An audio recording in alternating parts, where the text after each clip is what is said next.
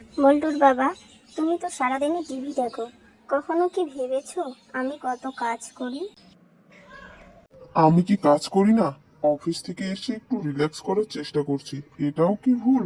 এটাও কি তোমার সহ্য হচ্ছে না? আচ্ছা জ্বালা তো। ও মা, বলছো কি? আমি কখন বললাম যে এটা ভুল? তুমি কি বলতে চাচ্ছ তাহলে? সাপ সাপ আমাকে বলে দাও তো।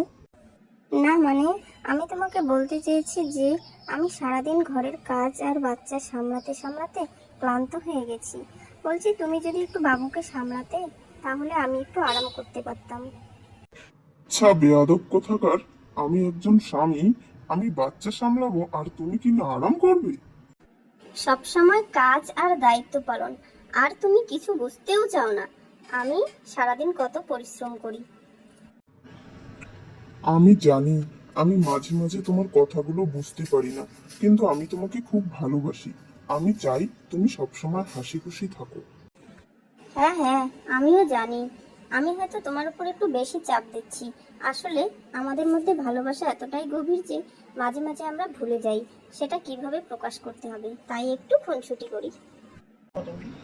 ঝগড়া আমাদের ভালোবাসাকে আরো গভীর করে তোলে, তবে আমি চাই না আর আমার প্রিয়তমাকে রাগিয়ে তুলতে।